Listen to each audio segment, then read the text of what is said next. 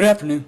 This is the Mostly Mavs podcast where we bring you game time reporting, weekly pods, and content mostly surrounding the Dallas Mavericks. I am your host, Caden De La Garza, journalism major at the University of Oklahoma, lifetime Mavericks fan with aspirations of being a Dallas Mavericks sports journalist. On today's show, we're going to be covering last week's games. We're going to be covering the AD situation that's still ongoing, all that drama. Question if we should tank, if we shouldn't tank. If we do tank, what happens? What are the positives? What are the downsides? And then we'll just go into my prediction for the rest of the season. Two separate scenarios, though. We'll get into that after we check out this week's games. So let's go to the good old stat muse. Beautiful little stat muse right here. So I'm going to actually expand this because yesterday I tried to film a podcast and the footage was terrible. And it's kind of terrible right now. It's kind of laggy. I can just see that. But I'm just going to slide my thing all the way over here to avoid any lagginess. I think it's because I was fully zoomed out. But here we go. So, not this game, not yet. So right here we got the Dallas Mavericks versus the Utah Jazz. This was the infamous AD hand game. Terrible first quarter, as you can see by this 34 number right here. Whenever you see points that are typically over 30 points, you don't want a team to score 30 points in a quarter, especially when it gets to 34, 35, 37, 38, 40 points is ridiculous. But we've seen multiple 40-point quarters that we've allowed. And this game didn't look too bad, honestly. We were able to get back into it. We were able to, build a lead. But it seems like every single time we build a lead, we always lose it. Start using the Mavericks. Start using correct terms here. I'm not a part of the Mavs. I wish I was. I wish I played for the Dallas Mavericks, but, I'm 5'8", 9 on a good day, 160 pounds. I got a good vertical. I can almost dunk a tennis ball, but there's no way I could play for the Dallas Mavericks. I thought I could for the longest time. In middle school, I dreamt to be a basketball player. You'll probably see some comments about that in the section below, which you should check out. You should subscribe. You should turn on post notifications because we're going to get a lot more active in the few coming days because you're not going to see the setup. You're not going to be in the Brooklyn loft anymore. Tomorrow, I'm setting out for good old Norman, Oklahoma, where I live, and I'll try to get a setup there. Looking nice, all right? But other than that, Utah Jazz game, not fun. It was a big disappointment. Terrible closing, which is kind of a constant for this team right now, that they can't close games. They get a giant amount of clutch games, a huge sample size of clutch games this season, but they aren't closing. They aren't doing what they should be doing at the end stages of games. A big reason why this happened was because AD hurt his hand with a few minutes left in the game. We'll get into that. I already got into it in the video prior, which you should check out if you didn't. Pretty pissed off Caden De La Garza in that show. Pretty pissed off me in that show. But Najee Marshall had a pretty good fourth quarter, like he always does for us, kind of. He's the guy that they lean on in the closing moments of the game. Coop, he plays good in this arena at this point. 26 points, 8 rebounds, 3 steals, 1 block. Was one of the few guys that were a positive plus-minus in the starting lineup, at least. 10 for 18 from the field, 3 for 6 from the three-point line. I saw a stat the other day that he's shooting 42% in the last 10 games from 3, which is an amazing sight. 65% true shooting percentage, decent game. Najee Marshall, genuinely probably had not one of his better games of the season, but one of his better fourth quarters of the season. You'll see another one here in a second, but just another disappointing loss for the Mavericks. Then we go to the Bulls. It looked like a tank fest. I was watching this game. Of course, Kidd gets ejected in the first quarter, which was really stupid. That should not be an ejection, but Scott Foster just is a little feminine when it comes to refereeing. Just gets very petty. I like how he doesn't like Chris Paul because I don't like Chris Paul, but I don't know. I can't tell you what I feel about Scott Foster. I like him as an official. He's a great official, but he's got a little bit of a tood sometimes. Terrible first quarter defensively. And they just couldn't come back in this game. They had a pretty bad offensive game, only scoring 107 points in today's NBA. That's not going to get you very far unless you're playing great defense, which our identity should be. But they can't seem to do that right now. Coop had probably one of his worst games of the season, maybe his worst game of the season. He had 11 points, 2 assists, 1 steal, 1 block, 5 turnovers, 4 for 13 from the field, 1 for 1 from 0 for 1 from the 3. 38% true shooting percentage is not good at all. AD traded? Nope. Max Christie, he's in a little slump. He's kind of sick right now, so I'm not going to judge his performances recently. PJ's been in and out. Klay Thompson's actually been playing pretty good for them. Kind of confused constantly with the Ryan Nembhard situation. Now we're not starting him a lot. That could be because of two-way game activations. Jaden Hardy has been playing pretty decently. I can't complain about how Jaden Hardy has been playing. But just this game really made me question if we're tanking because it was just so bad. And we'll get more into that in a second. But moving on to the Brooklyn Nets game. They're 11-26, as this screen says. They were. I think they only had 8 wins whenever we beat them. We won the game, so that's a plus. Coop had a really good game. He had to get doubled in the second half. Rolled his ankle in this game, but he came back. Just to win against the Nets. That's basically what it was. That's all it was. Najee Marshall had an amazing game. Coop had an amazing game. Najee has honestly been the only reason we win games right now. Without AD. Klay Thompson helped out a lot. 18 points from Klay. 6 threes. Only made threes. He didn't make a single two. 69% true shooting percentage from Klay. That's amazing. Plus 7 off the bench. Great. But Najee stole the show, honestly, especially in the fourth quarter. He had 12 points in the fourth quarter, 3 assists in the fourth quarter, plus 4, plus minus, 6 for 8, 75% shooting. Coop had good fourth quarter, I guess. He had 6 points, 2 for 4 from the field. They were doubling him, so it's probably hard for him to get going, especially in this third. He struggled with only 2 points. But other than that, it just looked like it was going to be one of these Coop games where he's going to go for 40. But getting superstar treatment already, which is a great sign coming from this kid. Best way to describe this game was a win to the Nets. So we'll just move on to the Nuggets. It's really hard to beat the Nuggets. And I have a take about the Nuggets where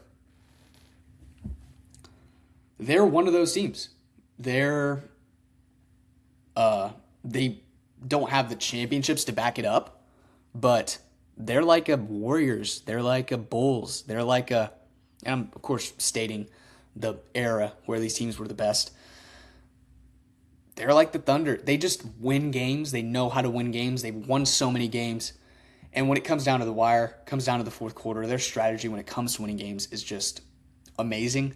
They know how to keep a lead, even if they didn't have players like Christian Braun or they didn't have Cameron Johnson out there. They don't have Nikola Jokic right now. They still know how to win games. They won 4 out of their last 5 before this game. They've won 5 out of the last 6 now with nobody on the court. Their best 2 players was Jamal Murray, which he's having an all-star season.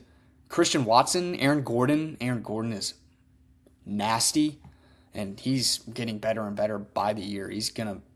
I think he's gonna keep developing too as a player. And then you just have Tim Hardaway Jr., who decides to make 4 threes against the Mavericks in their own crib. After, he walked in our trap and he took over the trap. He owned this trap earlier, but we kind of kicked him out of the trap because having him on your roster is a trap. That was not funny at all, but we'll just move past it.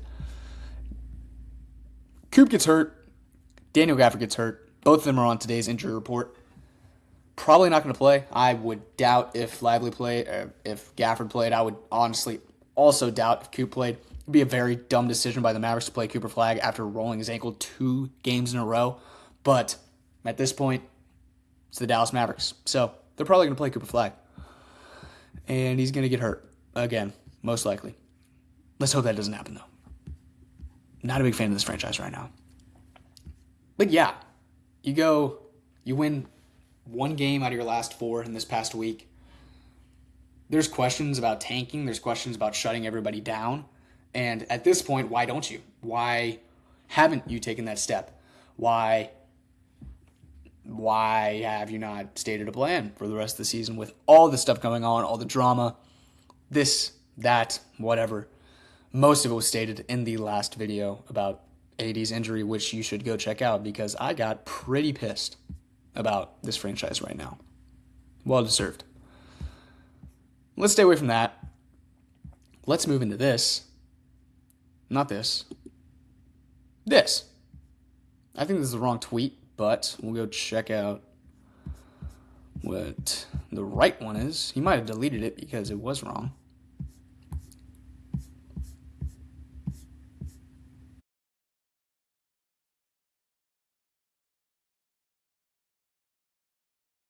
I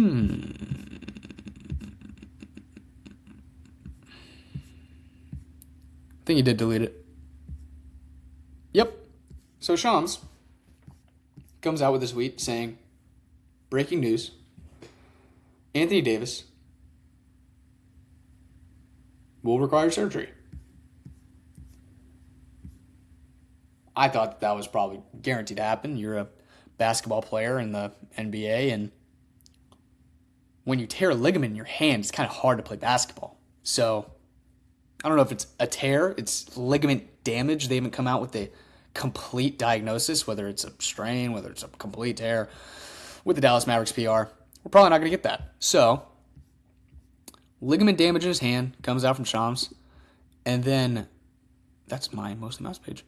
Then this comes out. Anthony Davis says, y'all better stop listening to all these lies on these apps.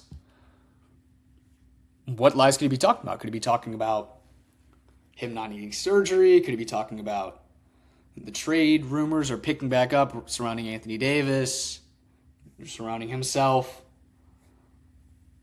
What is he talking about? And then the whole Twitterverse, Xverse, whatever you want to call it, goes into bind, questioning what's going on. If this report is actually true, Dr. Shin seems to be the greatest hand surgeon of all time after working on Mateer, working on Jalen Williams. And then there's like radio silence for about a few hours. And then this report comes out from Mark Stein. There is some optimism in Dallas. Prior to this, Shams stated that Anthony Davis would miss a number of months. In my head, a number of months doesn't really mean 1 or 2 months. And I would think you're talking about, this guy's missing 3 months. This guy's probably going to be out for the entire regular season, has a chance to come back in the playoff run. But Mark Stein posts, there is some optimism in Dallas that Anthony Davis could return at some point in March, even if he is forced to undergo surgery on his left hand, league sources tell the Stein Line and DLS Sports. Then you're like, okay, he's forced to undergo surgery, rehab process, everything. He's going to be back in 2 months with Dr. Shin. That doesn't seem impossible, but why rush it? Why rush a guy that's already been through a large number of injuries for the past entire career, honestly? And you want to rush him back when he's in trade talks, when there's possibility for further injury of that hand. This was posted at 1:05. 5 hours later, update, Dallas's Anthony Davis will not require surgery on his injured hand after a second opinion with specialist Dr. Stephen Shin in Los Angeles on Tuesday, and will be reevaluated in 6 weeks. 6 weeks seems to be the timetable for every single one of our injuries, including Davis. Prior 6 to 8 weeks. Last season, 6 weeks. With the past injury, with Derek Lively, with all, it's 6 weeks. 6 weeks time. I could have bet $1 million that I thought they were going to be like, we're gonna revisit this in 6 weeks. Realistically, Anthony Davis will not play until 20 games left in the season. To be honest, I don't see him coming back and being fully himself. And realistically, he's going to get injured a couple more times this season. And I'm very comfortable saying that because you keep rolling this guy out after getting injured multiple times, not giving him full time to recover because how is he getting injured so much? Like I said in the last pod, what is he eating? What is he doing to where he gets injured a ridiculous amount? Somebody doesn't just get injured this many times without there being a cause for it. Could that be that we don't keep him in rehabilitation as long as he needs to be? That's a possibility. But you really don't know. And you can't rush these guys back, especially Anthony Davis, who has a crazy injury history. But who knows? Where did my ball go? Who knows? With the left hand, his guide hand, it's his left hand. Damage. Of course, he's a big man. He gets rebounds. He hunts the basketball for loose balls. He blocks shots. He does everything on the court. So you kind of need this left hand. But, I guess it makes sense to where your guide hand, you shoot, and you don't really move it a lot. You just, there, straight like that. So, who knows? Maybe I'm a doctor. I'm not, in the famous words of Jason Kidd. But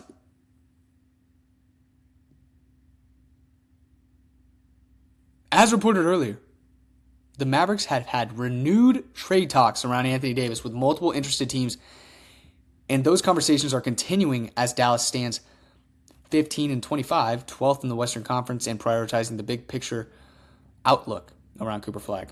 Of course, that has changed. I think we've lost 2 more games. What is it? What are we, 15-27?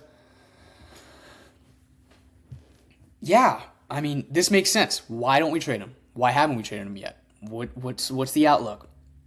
These are all questions that Mavericks fans are asking the organization, but you're never going to get an answer out of them because they don't like to tell us anything. They don't like to tell anybody anything. They don't like to come out with injury timeline. Okay, he's going to be reevaluated in 6 weeks. We still haven't heard anything about Kyrie Irving, and we're getting to, a month until the All-Star break? We still haven't gotten anything. And it's getting disappointing. It's really it's just, I'm not even mad anymore. It's just like, what? Never mind. I don't even want to talk about it anymore. But let's move on to the next part of our show today, which is, let me go check my script real quick. Tank or no tank? That is a big question. Should we tank? Should we not tank? If we were to tank, what would we do? And this has honestly been something I've been dwelling on for the past few days. Where what are the positives? What are the negatives? I feel like everybody's answer right now is, of course you should tank. You have one of the worst records in the league. You aren't. There's nothing really good going for the Dallas Mavericks, and all these trade talks and everything like that. It can't be good, If it just keeps going and going and going, it can't be good. It can't be good. What is this? Riverside.com wants to enter picture-in-picture automatically, so you can use it on top of other tabs and windows. I'll allow that, so I can see if my stuff is working correctly.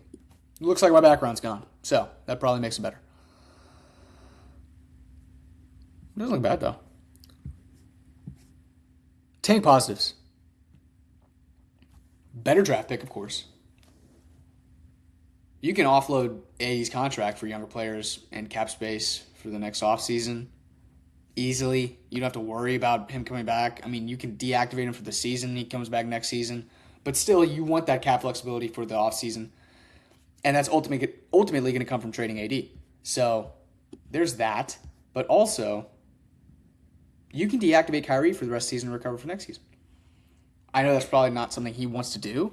That's something I honestly don't want him to do. I want to see him with Coop and see the possibilities, what we can put around these guys, what we are lacking with Coop and Kyrie in the same lineup together, if there is anything that they are lacking in the same lineup together.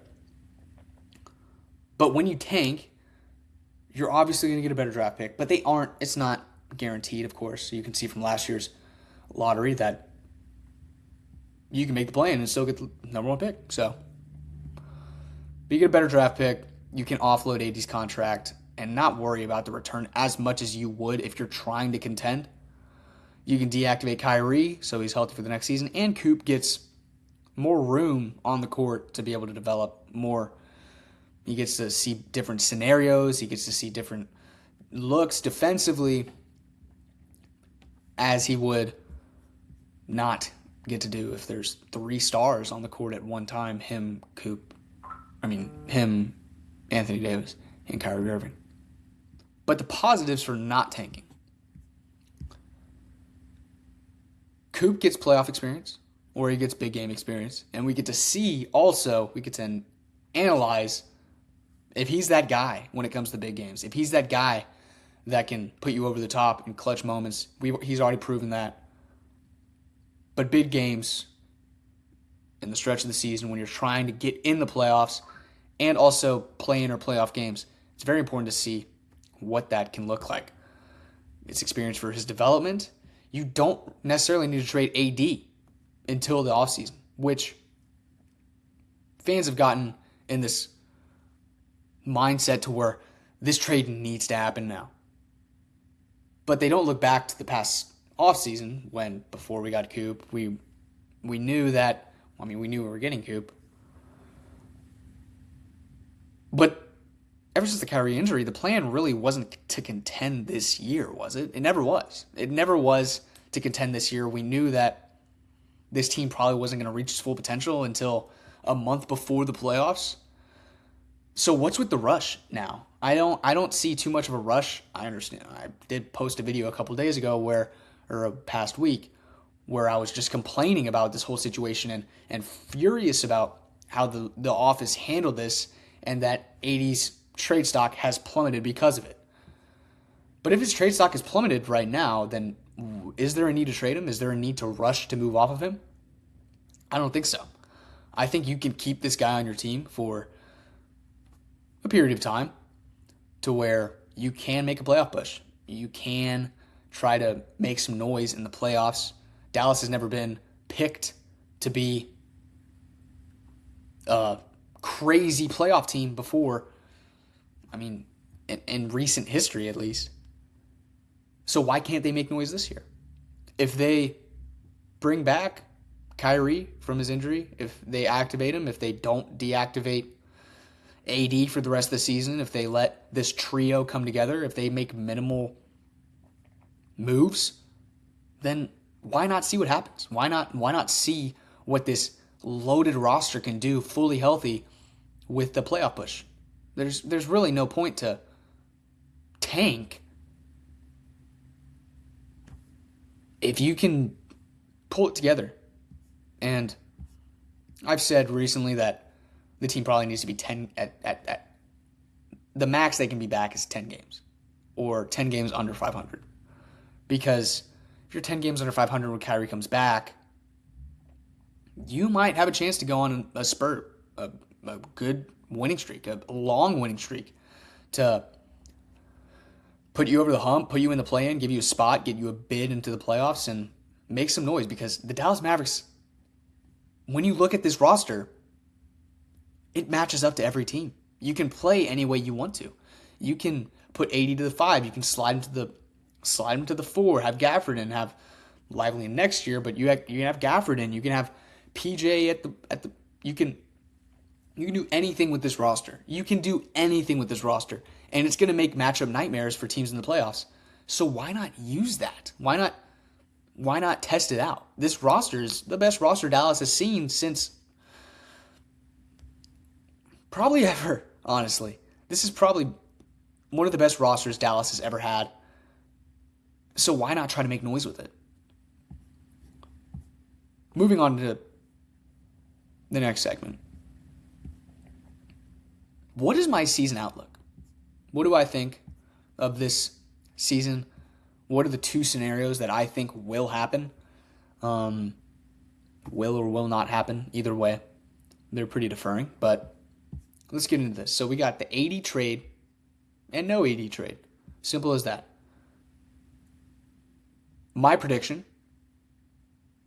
if you trade AD, you're going to probably bring back one asset or one young asset, possibly an expiring contract for next season, a giant expiring contract for next season, hopefully. And possibly a decent first. You're not going to get as much as you wanted for Anthony Davis, especially now, because his future is uncertain. It's going to be similar to the Trae Young trade. You might get more because AD technically is more valuable than Trae because he's a big that can move and play two ways. He can score. He's a really good defender. Play the 4 or the 5. So there's still some value with him, but it's not completely there. So you're probably going to get one young asset. You're going to get an expiring contract and maybe a first. Okay. The team gels together fine, but offensive struggles continue, which I can see that happening. You lose out on AD. You don't have AD anymore. Your offense is probably going to struggle, and your defense is probably going to struggle. So there's going to be struggles all around for this team after trading AD. I mean, you'll have Coop minutes. You have a lot of Coop minutes. You have a lot of time to watch Coop. He's going to develop. He's going to have almost every game until Kyrie comes back, where he's the guy. And he's probably going to start scoring like 20. If AD's gone, he's probably going to start scoring like 23 a game, 22. He's probably going to average like 23, 5 and 5 for the season if that were to happen, which is not crazy to say because that's basically what he's been averaging for the past 15 games. But then you go into Kyrie gets activated. What does that look like? I don't see a scenario where Kyrie does not get activated this season. Kyrie gets activated. Coop looks deadly with Kyrie Irving. Kyrie opens up the floor. He's a playmaker that the Mavericks desperately need to unlock the rest of this team. And it ultimately leads to a playoff spot, or a play-in spot, not a playoff spot. The Mavs' ceiling is getting a playoff bid. And they either lose in that play-in or they are first-round exits. Just because their roster is taking a large hit to what it was. But the no AD trade scenario, Gafford's basically gone. If the Mavericks don't trade AD, you can basically expect Daniel Gafford to be gone because these reports of Daniel Gafford, the interest from teams that he is probably our most valuable trade asset on this team right now, and you got to make a move at some point because if you don't, then Dallas is just going to literally walk into Patrick Dumont's office and rip his face off. But Daniel Gafford's probably going to get traded for a secondary scorer. My prediction would be Benedict Mathurin, possibly Jonathan Kuminga, but I don't want to go anywhere near him. Benedict Mathurin will bring you, in my eyes, Benedict Mathurin is like a 6'5" Brandon Williams, like a 6, whatever he is, 6'5", 6'6", that can just handle the ball. He can get to the rim. He draws fouls. Really good. He's a pretty good off the dribble shooter. And he brings a lot of energy. He's confident. His motor is wound up tight, and he's always on go mode. So I feel like him coming to the Mavericks would open up so many possibilities for them scoring wise, especially and playmaking wise. But then you go Mavericks stay around 10 games below 500 until Kyrie comes back. AD's probably going to come back later than expected, where he has lingering problems with his hand, will be a shell of himself, and loses offseason trade value because of it. So if you don't trade AD now, you're probably going to get a lot less value for him. Kyrie comes back and completely opens the team's possibilities with his playmaking ability, with his shot-making ability, and just the fact that Kyrie Irving is on your team now, you're going to be a better scorer. You're going to be one of the better offenses in the league just because of his efficiency, just because of his shot-making. This offense can reach a whole nother level. And then AD thrives as a play finisher because of it. He's not going to be, with this hand, realistically, he's not going to be himself at all, especially avoiding surgery. And he's probably going to get re-injured again. But he's going to be a shell of himself. He's going to be a play finisher, which he thrives at. I don't mind him not being on the elbow and taking everybody as he usually does whenever he's not accompanied by a second star like Kyrie or Coop. He's a ball handler, but you're running through Anthony Davis if he's on the floor. So he's going to thrive as a play finisher. I feel like the Mavericks will get a play-in bid, and they're probably going to make the playoff because a roster like that, you're probably going to make the playoff out of the play-in spot. Granted, no injuries, the team goes on a relatively deep playoff run, defying expectations, have a chance to make it to the finals, but probably gets knocked out by the Spurs or the Thunder. We have the Thunder's number, so I'll say that we beat the Thunder if we get them, just as a prediction. Because I honestly think that fully healthy, they're not going to be able to match up to us. They're not going to be able to match up to the Dallas Mavericks because they never really have been able to. And they last year they couldn't figure them out, and Dallas is their kryptonite. So until they prove that a fully healthy Dallas Mavericks team is no problem to them, I'm going to choose Dallas over the Thunder almost every time, as you would probably choose the Spurs at this moment. But they had a pretty good game against the Spurs the other night, so I'm not going to say too much on that. No injuries, though. So that's very hard to say for the Dallas Mavericks at this point because it feels like everybody's injured. The injury report for tonight's game is ridiculously long. I know that we just signed Earl Robinson. I know it's like Robinson Earl. I've seen him. He's decent. Earl Robinson.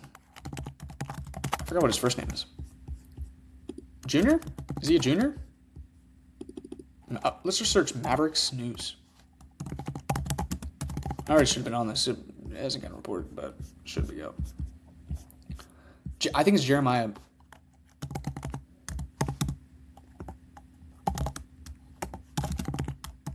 Yeah, Jeremiah Robinson Earl. I knew it. Oh my gosh, did he play for us already? But yeah, Jeremiah Robinson Earl has been signed to a 10-day contract for the Dallas Mavericks. Hopefully he turns into Yogi Ferrell, which will be amazing. But other than that, there's not too much going on for the Dallas Mavericks right now except this trade drama. And if we're not trading Najee Marshall. We're probably trading Gafford. We might trade AD, but probably not. They're comfortable keeping him until the offseason, which I can't knock.